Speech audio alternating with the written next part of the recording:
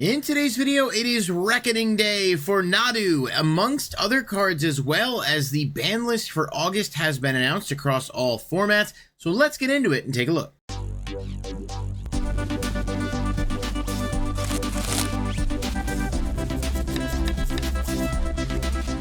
Everybody, thank you so much for being here. I do appreciate each and every one of you taking the time to watch, so please be sure to like the video if you do enjoy it, and click that subscribe button if you're not subscribed, as well as the bell icon if you want to be notified when new videos are posted. Do try to stay up to date with coverage of all new reveals and releases, so if you want to be able to get your news quick, definitely recommend subscribing. So today we're going to talk about the ban list announcement, and now they've been doing these pretty regularly, which I think is great. Sometimes there's a good bit of changes, other times there's not. Perhaps the most noteworthy one I remember was when I started playing Standard like a year and a half ago, and they banned Fable of the Mirror Breaker, which was just a big move at the time. But Standard since then has been much healthier from all accord, at least since the rotation has happened. Bloomburrow has done a lot to kind of change the landscape of Standard, that in conjunction with the rotation, taking a lot of things out.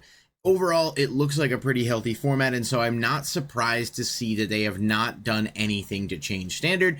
They do note that, of course, before Duskmourn and, each other preceding expansion set, that there could be changes, so obviously something to keep in mind as a possibility, but right now, nothing for Standard.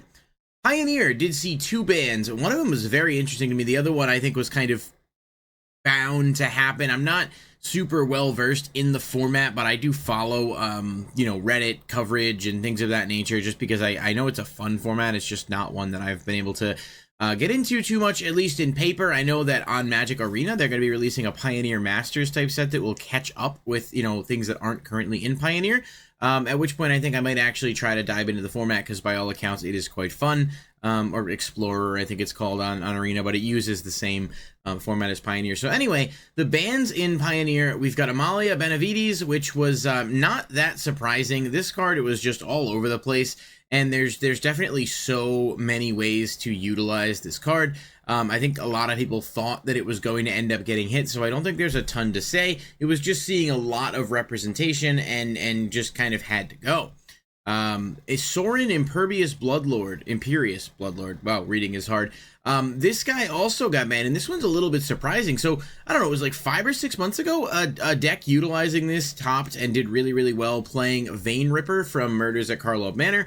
And vampires as a whole were just kind of making a big impact. And I think, interestingly enough, they were still seeing some play. I don't think they were dominating anything based on some of the data that I was able to look up before this video. But Sorin got the axe regardless. Kind of curious what people who are more well versed in the Pioneer format think about this ban. I've seen some people saying like, "Well, this was interesting," and then I've seen some people, that weren't as surprised. Obviously, a really good card. I don't know exactly what goes into their metrics, because as we'll talk about in a few minutes here, there's definitely some cards that perhaps see a lot of representation that did not get banned. So just worth kind of noting from that regard. One of the things that they did say on the article itself, actually, is that the vampire deck has seen a metagame share of over 30%. So it's seeing quite a significant amount of play. Obviously, they think that the Rakdos vampires maybe needed to be slowed down a little bit, and just it was being able to, get Sorin out and bring Vein Ripper out so fast in the game that it was just difficult for players to come back. So I understand, like I said, the logistics behind it, but I don't know that it was a move that everyone was on board with. But again, that's kind of just what the explanation were that they were saying. And there's, the text that they specifically provide on that says, while Sorin has existed in Pioneer for quite a few years without causing any problems, we've seen how the release of a single powerful top-end vampire brought it right to the front of the metagame. When considering which part of a 2-card combo to act on, one consideration we make is how likely one of the 2 cards is to cause an issue with other cards in the environment. Paying a card's printed mana cost is generally a safe and fair strategy, while being able to discount a card by several mana is sometimes too strong, so we've made the decision to ban Sorin in Pioneer. So in other words, they didn't hit Vein Ripper, they hit that.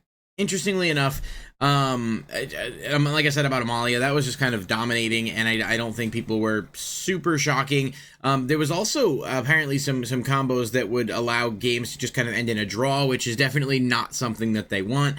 So, a combination of seeing a lot of representation in addition to the kind of cheesy forcing a draw mechanics, I think was kind of the straw that broke the camel's back on that. Now we move to Modern, which is perhaps the most noteworthy, but perhaps the most unsurprising as well. Nadu, Winged Wisdom, is officially banned. I think from the minute we saw this card's effect on paper, and sort of, if you didn't see it then, after a week or two of play, it was definitely clear.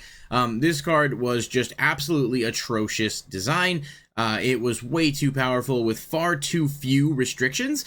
We saw cards like Shuko go up amongst a bunch of other things. Basically, this card was just absolutely dominating.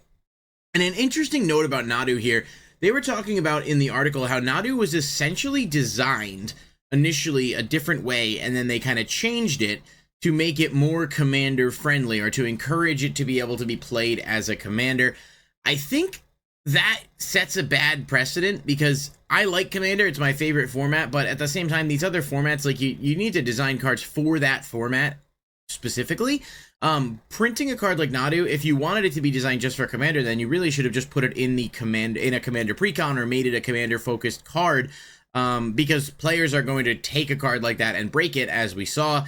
And they acknowledge that this was kind of changed, that the card initially had, somewhere I read that the card initially was different in its design. It actually had flash and was only able to trigger the draw and lands if the opponent targeted.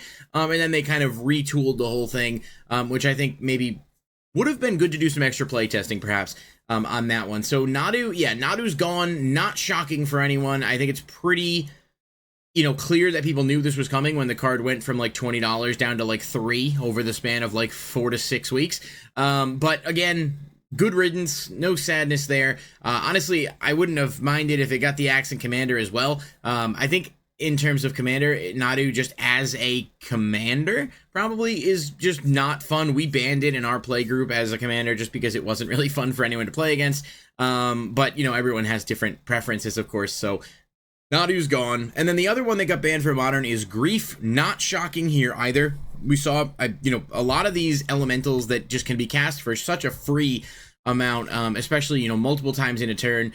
Grief is just a very, very dominant card. It was seeing less play versus where it was in the past, but they said, still a format-defining staple, seeing, viable play in at least 4 different competitive decks. It's just a really, really good card that I'm not surprised needed to go.